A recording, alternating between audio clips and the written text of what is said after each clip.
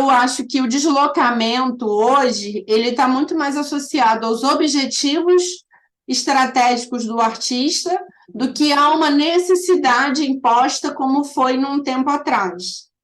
Porque, de fato, com a globalização do acesso, você hoje pode chegar virtualmente em qualquer lugar, o que te exige maior esforço de planejamento, porque senão você difunde os seus esforços, atirando para todos os lados. Então, quando eu trabalho planejamento estratégico, a primeira coisa que a gente determina na visão, que é aquela frase que expressa como a gente quer ser reconhecido como artista, é de onde, em que local geográfico você espera esse reconhecimento.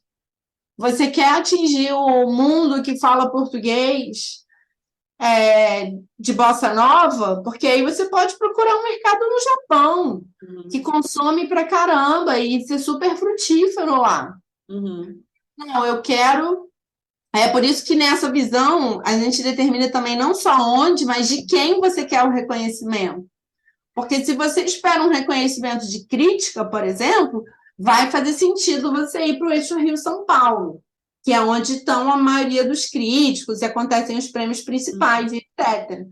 Mas se você espera mais um retorno de público ao mercado, em termos de reconhecimento, faz mais sentido você investir no público local, para pensar tipo o Ori, em ir conquistando os territórios e aí pensando em alcançar. Então, essa coisa do nicho hoje, a história da cauda longa, né? Não sei se você aborda isso, mas aquela ideia de que existe um consumo virtualmente infinito para qualquer tipo de produto, ainda que numa escala muito pequenininha, qualquer coisa que você lançar vai ter gente consumindo, ainda que muito pouquinho, né?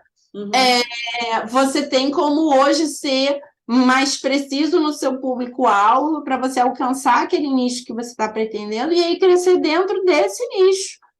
E aí, de repente, você não vai ser um artista conhecido nacionalmente, mas você vai ser um artista relevante no seu nicho. Um artista que dentro ali daquele... Por exemplo, eu tenho uma artista que eu atendi que ela é de Recife. Eu atendo artistas do Brasil inteiro em consultoria de planejamento estratégico. E ela faz um trabalho de dub jamaicano, uma coisa bem específica. Então, ela não precisa estar limitada à cena de Recife. Que ela faz um trabalho que tem um consumo em vários lugares. Ela tem que identificar onde são esses locais e investir os esforços de comunicação dela, de impulsionamento, de fazer show nesses locais, onde o que ela está produzindo está sendo consumido. E aí, quando a gente fala, então, em fontes de receita, eu acho que a gente pode pensar em alguns pilares centrais. Pela minha pesquisa, 86% dos artistas e empresários têm como fonte de receita principal os shows ao vivo, né? É uma estrutura clássica, até quando eu entrevistei o Sérgio Carvalho, da Universal Music, na pesquisa que eu realizei em 2017, ele já dizia que naquela época, desde o Michael Jackson, ele ganhou muito mais dinheiro com show do que vendendo disco. Então, isso é uma fonte de receita muito importante.